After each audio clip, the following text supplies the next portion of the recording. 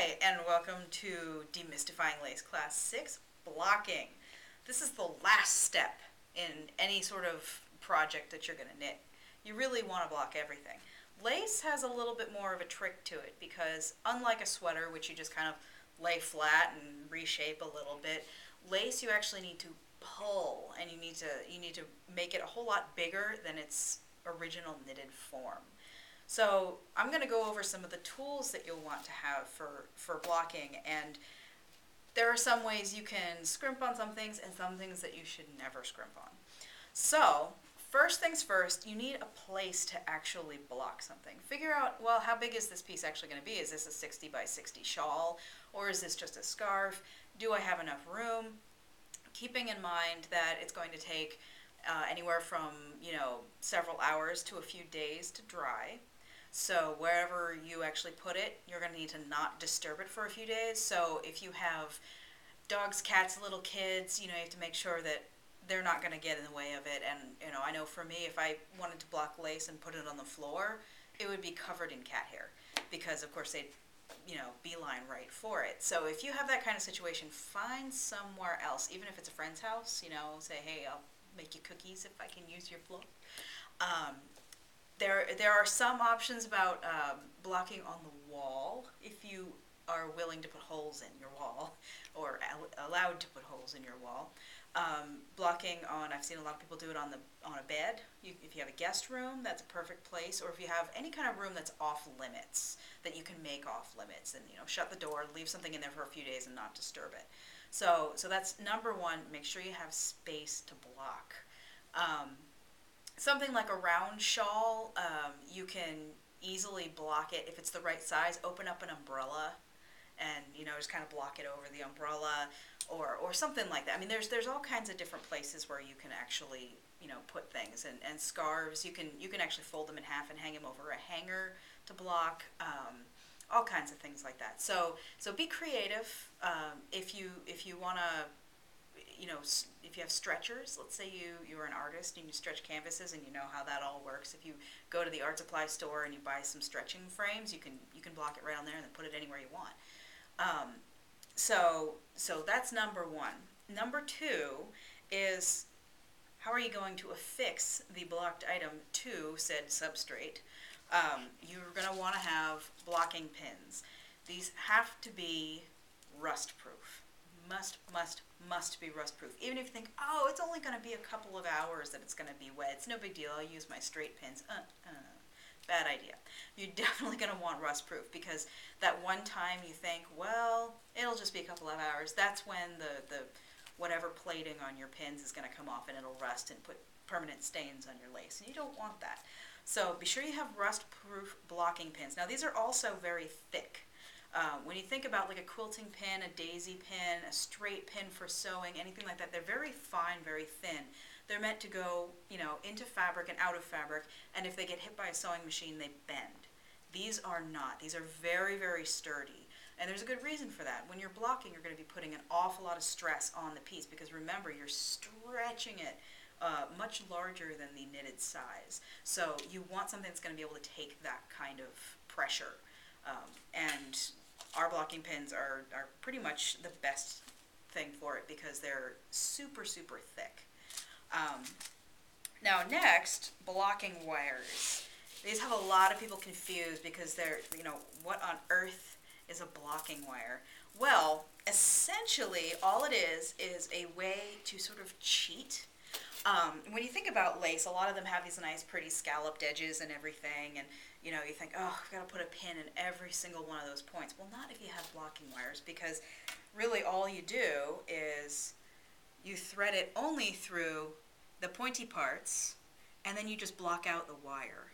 So you do that, you put your pin under here, and then boom, you've got your pointy edges.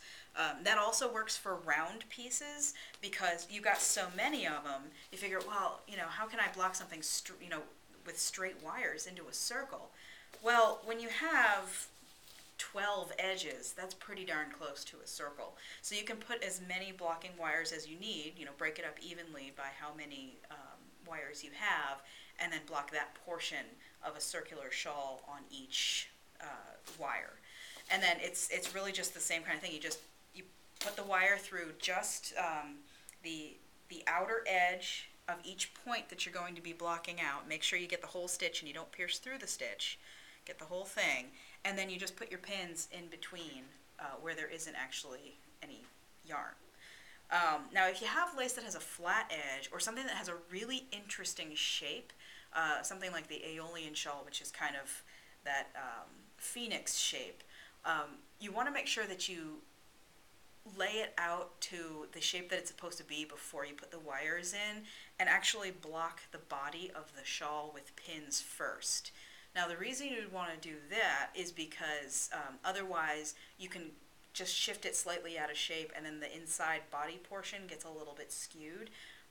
And it's harder when it's not something square or circular to get the dimensions just right. So you want to make sure that you actually pin out the inside, let the edge ruffle and do whatever it wants to do, and then actually block out the edge, and then you can take the center pins out. And you can do that with really any shape if you want to block it a little bit separately, or block a different shape into the edge. If you want to block a ruffle into the edge, you can stretch it in a slightly different way. There's all kinds of things you can do. So I would highly recommend getting some blocking wires, because they will actually save you so much time in the end. And certain other things can be used for blocking wires. You can actually use like a heavy cotton thread. If you have like kitchen twine or just a cotton yarn that's maybe a crochet cotton, you can actually weave that through just like you would the blocking wires, and pin it out the same way. Just make sure it's really taut, but it'll also do the same thing. And that's kind of the same thing with a lifeline. You can use this, whatever yarn you use for a lifeline, you can do that as well. Just make sure it doesn't break under pressure. You also want a measuring implement, because any lace project is going to give you a finished size, and that's what you're going for. You're not, you're not going to think, oh, well, this needs to be a certain gauge. You're thinking this needs to be a certain size. And so you want to absolutely make sure that you're getting the right size and you're getting it square. So I love the big, huge grid blocking boards, and I know that not everybody can afford them or has room for them. But if you do have space, this is a great thing to have, because you can fold it up and put it out of the way when you're not using it, and it really takes a beating. The one here, it gets used a lot. So that and a yardstick, they're really wonderful. Anything where you can actually see right angles.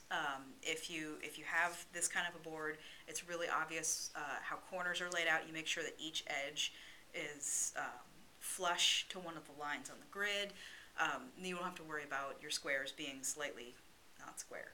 So that's pretty much a given. You have to have some sort of measuring implement. Something that is stable, not flexible like a measuring tape is best, because measuring tapes, they can stretch a little bit or they can move, so it's kind of hard to tell exactly what your measurement is. Now, another option for the blocking boards, obviously, is our lovely foam boards, and these are wonderful if you don't have a lot of space, or if you're blocking something that's kind of a strange shape, because you can set these up as a triangle. You can set them up in a circular format just to cover where the pins are going to go, and they're really great. They're a modular blocking surface for really anything. You can block anything you want on here, not just lace. And the last thing you'll need is a handy dandy spray bottle. Now, the reason for this is because most lace does not need to be soaked before you block it, especially if you're reblocking it. So the first time you're going to block your lace, you might want to soak it just to wash it. Be very, very careful though when you're squishing out the water. You kind of want to be very gentle, almost like you're molding a ball of clay that's around a balloon. Be very, very, very gentle with it, because it's very easy to accidentally get your finger stuck in there and pull out a loop that's not supposed to be pulled out, all kinds of things. So just be very careful with that before you block.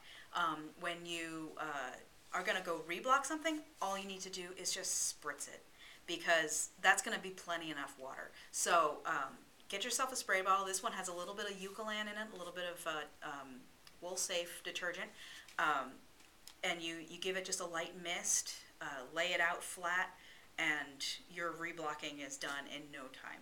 So prepare yourself well, and the blocking process will be very easy, I promise.